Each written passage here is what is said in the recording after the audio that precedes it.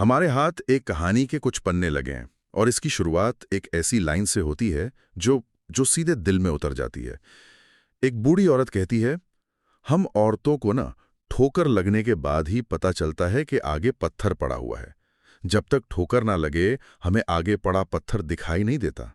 ये लाइन सुनकर ऐसा लगता है जैसे किसी ने अपनी पूरी जिंदगी का जो तजुर्बा है वो एक वाक्य में निचोड़ कर रख दिया हो। और आज हम जिस कहानी के टुकड़ों पर बात करने वाले हैं वो शायद उसी ठोकर लगने से ठीक पहले का एक लम्हा है। कहानी एक ऐसे रिश्ते की है जो बाहर से जितना सीधा दिखता है अंदर से उतना ही घुमावदार है। तो चलिए जरा कुरेद कर देखते हैं कि इसके अंदर असल में चल क्या रहा है। बिल्कुल। और ये किस्सा हमें इंसानी रिश्तों की एक ऐसी ऐसी उलझी हुई गली में ले जाता है जहां सही और गलत के साइन बोर्ड धुंधले पड़ जाते हैं। हाँ, यहाँ हम किरदारों के विरोधाभास, उनके फैसलों और उन फैसलों के पीछे छिपी असली वजहों को समझने की कोशिश करेंगे। सही है। हमारा मकसद इन अंशों के जरिए प्यार, धोखे और मजबूरी के उस ताने बाने को करीब से देखना है जो अक्सर हमें तब तक नजर नहीं आता जब तक सब कुछ बिखर ना जाए। इस कहानी के केंद्र में जो किरदार है उसने मुझे सबसे ज्यादा सोचने पर मजबूर किया। उसका नाम है प्रिया। सीन कुछ ऐसा है कि वो अपने प्रेमी राकेश की बाहों में है, लेकिन उसके शब्द वो किसी और ही कहानी की तरफ इशारा करते हैं। वो बड़े आराम से राकेश के बाल सहलाते हुए कहती है, मेरा पति मुझे प्यार तो बहुत ज्यादा करता है, इसीलिए कभी कभी तो मेरा मन करता है कि उसे धोखा ना दूं और तुमसे मिलना बंद कर दूं। ये सुनते ही दिमाग में कई सवाल उठ जाते हैं। और उठने भी चाहिए। पहली नजर में ये एक अपराध बोध यानी गिल्ट का बयान लगता है ना? हाँ बिल्कुल। ऐसा लगता है कि वो अपने पति के प्यार और अपनी बेवफाई के बीच फंसी हुई है। लेकिन अगर हम थोड़ा और गहराई में जाएं, तो यहाँ मनोविज्ञान का एक बहुत दिलचस्प खेल चल रहा है। मतलब ये सिर्फ गिल्ट नहीं है, हो सकता है कि ये एक तरह की चालाकी हो। चालाकी कहना शायद थोड़ा सख्त शब्द हो जाएगा, पर हाँ, ये एक मनोवैज्ञानिक रणनीति जरूर हो सकती है।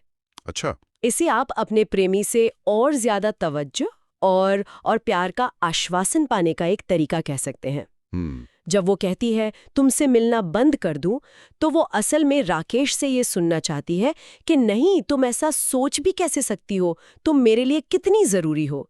वो अपने रिश्ते की अहमियत को राकेश के मुंह से सुनना चाहती है। हाँ, और ऐसा होता भी है। उसके ये कहते ही राकेश तुरंत उसकी गोद से उठकर बैठ जाता है और परेशान होकर कहता है, अच्छा जी, यानी मेरा प्यार तुम्हारे लिए कुछ भी नहीं है? बिल्कुल। उसे फिक्र होने लगती है कि कहीं प्रिया उसे छोड़ ना दे, तो एक तरह से प्रिया का दांव काम कर गया। बिल्कुल। यहाँ हम जिसे अपराध बोध कह रहे हैं, वो मनोविज्ञान में कॉग्निटिव डिसोनेंस का एक क्लासिक उदाहरण है। कॉग्निटिव डिसोनेंस, ये क्या होता है? ये तब होता है जब एक इंसान के मन में दो बिल्कुल उल्टे विचार एक साथ चल रहे हों। जैसे प्रिया के दिमाग में एक तरफ ये सोच है कि मैं एक अच्छी पत्नी हूँ, मेरा पति मुझसे प्यार करता है, और दूसरी तरफ ये हकीकत है कि मैं अपने पति को धोखा दे रही हूँ। सही पकड़ा। ये दोनों बातें एक साथ सच नहीं हो सकती और इससे दिमाग में एक तनाव पैदा होता है। और इस तनाव को कम करने के लिए वो रास्ते खोज रही है। बिल्कुल सही। इस तनाव को कम करने के लिए उसका दिमाग या तो अपने बर्ताव को सही ठहराने के लिए बहाने बनाता है, या फिर वो ऐसी स्थिति पैदा करती है जहां उसे लगे कि वो जो कर रही है वो गलत नहीं है। राकेश को ये जताना कि वो कितनी उलझन में है, वो इसी प्रक्रिया का हिस्सा है। ये उसे एहसास दिलाता है कि वो बुरी औरत नहीं है बल्कि हालात की मारी है। लेकिन क्या ये भी मुमकिन नहीं है कि वो सच में उलझन में हो? कई बार इंसान एक ही वक्त पे दो अलग अलग सच्ची भावनाएं महसूस कर सकता है। ये एक बहुत अच्छा सवाल है और इसका जवाब हाँ है। बिल्कुल मुमकिन है कि उसकी भावनाएं सच्ची हों। अच्छा। इंसानी मन कोई कंप्यूटर नहीं है जो बाइनरी में काम करे, है ना? बात है। एक ही समय में सुरक्षा की चाहत भी हो सकती है और रोमांच की तलब भी।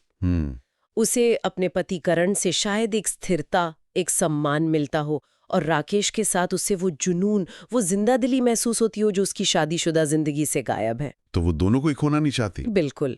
और यहीं से उस बूढ़ी औरत की कही बात का असली मतलब समझ आता है। वो उस रास्ते पर चल रही है जहां आगे पत्थर साफ साफ पड़ा है, लेकिन वो उसे अभी देख नहीं पा रही है, या शायद उस रोमांच के चलते देखना नहीं चाहती। और जब राकेश परेशान हो जाता है तो प्रिया उसे फौरन यकीन दिलाती है। वो कहती है, ऐसा होता तो तुम्हें यूं अपने घर पे थोड़ी बुलाया होता राकेश, मैं तुमसे प्यार करती हूँ और उसी प्यार ने मुझे मजबूर किया हुआ है तुमसे ये सब करने के लिए। यहाँ एक नया शब्द आता है, मजबूरी। ये शब्द बहुत अहम है। मजबूरी शब्द जिम्मेदारी को हटा देता है। अच्छा, कैसे? अगर आप मजबूर हैं तो आप गलत कैसे हुए? ये कॉग्निटिव डिसोनेंस को कम करने का सबसे आसान तरीका है। मैं बेवफा नहीं हूं, मैं तो प्यार में मजबूर हूं। वाह, तो एक तरफ ये प्यार, अपराध बोध और मजबूरी की बातें हो रही हैं।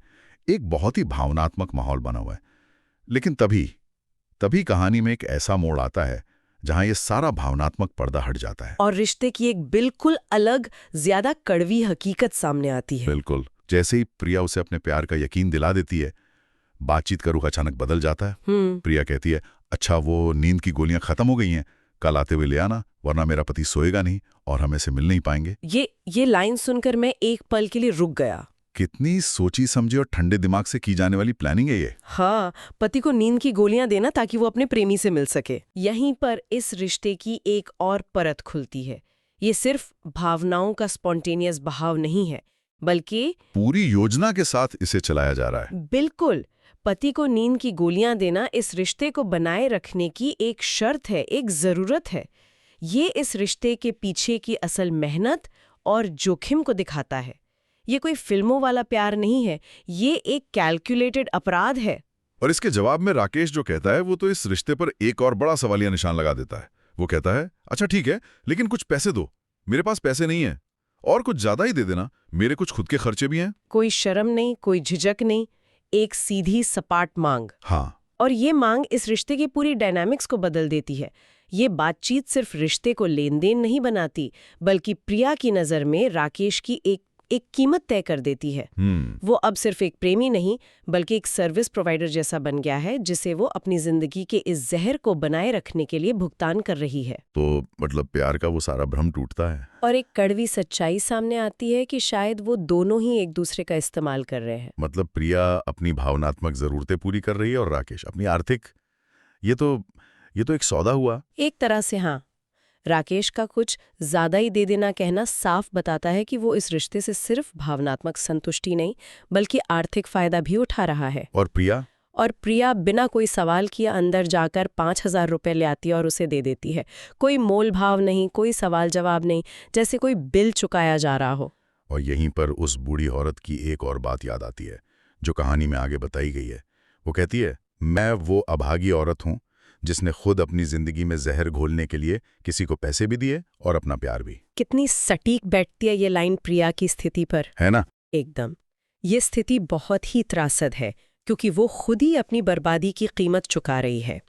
वो अपनी शादीशुदा जिंदगी में जहर घोल रही है, और इस काम को अंजाम देने वाले शख्स को वो न सिर्फ अपना प्यार दे रही है, बल्कि उसके खर्चे भी उठा रही है। हाँ, ये एक ऐसा चक्रव्यूह है जिसे उसने खुद रचा है और जिसमें वो फंसती जा रही है। वो एक ही समय में शिकारी भी है और शिकार भी। इस लेन देन के बाद कहानी हमें प्रिया की दोहरी जिंदगी का एक और पहलू दिखाती है। मतलब रात का चेहरा और दिन का चेहरा। पैसे देने के बाद वो राकेश से कहती है, तुम्हारे प्यार में रात दिन हो गया है और दिन सोने के लिए रात हो गई है। दिन में सोती हूँ और रात में उल्लू की तरह तुम्हारी बाहों में जागती हूँ। ये उसकी रात की हकीकत है, जुनून, चोरी छिपे मिलना और शायद एक तरह की आज़ादी। यहाँ उल्लू की तरह जागना सिर्फ एक मुहावरा नहीं है, ये उसकी जिंदगी की सच्चाई है। बिल्कुल। वो समाज के नियमों के खिलाफ जाकर रात के अंधेरे में अपनी जिंदगी जी रही है।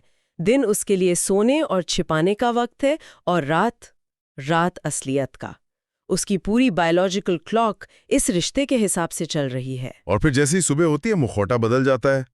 राकेश के जाने के बाद वो सीधा अपने पति के बिस्तर पर जाकर लेट जाती है और सुबह होते ही एक आदर्श पत्नी की भूमिका में आ जाती है। हाँ, कहानी में लिखा है, सुबह हुई तो प्रिया ने जल्दी जल्दी खाना बनाया और अपने पति करण का टिफिन पैक किया।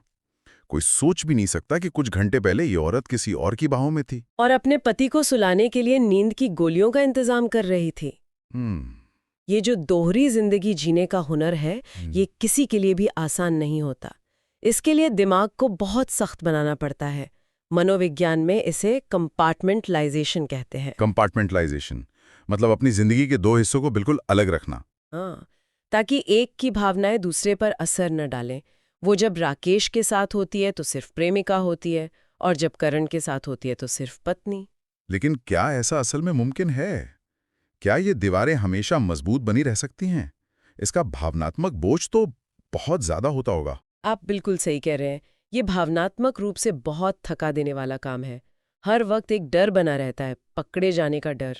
हर झूठ को छुपाने के लिए 100 और झूठ। हाँ, और हर राज को दफन रखने के लिए एक और गहरा गड्ढा खोदना पड़ता है। प्रिया इन दोनों दुनियाओं के बीच संतुलन बनाने की जो कोशिश कर रही है, वो एक बहुत ही पतली रस्सी पर चलने जैसा है। और वो रस्सी किसी भी वक्त टूट सकती है। ये जो सुबह उठकर पति के लिए टिफिन पैक करना है, क्या ये सिर्फ एक कर्तव्य है या उसके अपराध बोध को कम करने का एक और तरीका? बहुत उम्दा पॉइंट है। कि देखो, मैं एक अच्छी पत्नी भी हूं। ये दोनों हो सकता है। हो सकता है कि वो सच में अपने पति की देखभाल करना चाहती हो, क्योंकि वो उसका एक हिस्सा है जिसे वो खोना नहीं चाहती। और ये भी हो सकता है कि ये टिफिन पैक करना उसके गिल्ट को शांत करने का एक जरिया हो। वो खुद को यकीन दिलाना चाहती है कि वो अपनी जिम्मेदारियां भी निभा रही है। वो एक ही किरदार में विलेन और हीरो दोनों की भूमिका निभाने की कोशिश कर रही है।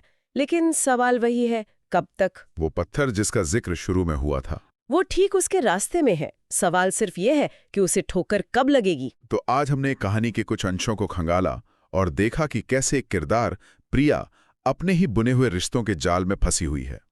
हमने उसके अंदर के संघर्ष को समझा, जहां वो अपने पति के प्यार को मानती भी है और उसे धोखा भी देती है। हमने ये भी देखा कि कैसे उसका प्रेम संबंध सिर्फ भावनाओं पर नहीं, बल्कि नींद की गोलियों और पैसों के एक सोची समझी सौदेबाजी पर भी टिका है। कोशिश की, जहां वो रात में एक प्रेमिका और दिन में एक आदर्श पत्नी की भूमिका निभाती है। और इस प्रक्रिया में शायद खुद को ही कहीं खोती जा रही है। ये कहानी के टुकड़े हमें उस ठोकर से ठीक पहले के हालात दिखाते हैं।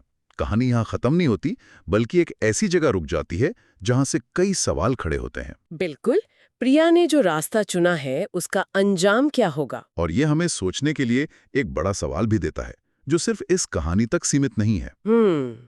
क्या हर धोखे की बुनियाद किसी न किसी जरूरत पर टिकी होती है, चाहे वो जरूरत भावनात्मक हो या भौतिक? सही, प्रिया को शायद राकेश से उस जुनून और तवज्जो की जरूरत थी जो उसे घर में नहीं मिल रही थी, और राकेश को प्रिया से आर्थिक सहारे की। और जब कोई इंसान अपनी ही जिंदगी में जहर घोलने के लिए प्यार और पैसे दोनों देने लगे, तो उसे पीड़ित माना जाए या अपनी स्थिति का जिम्मेदार?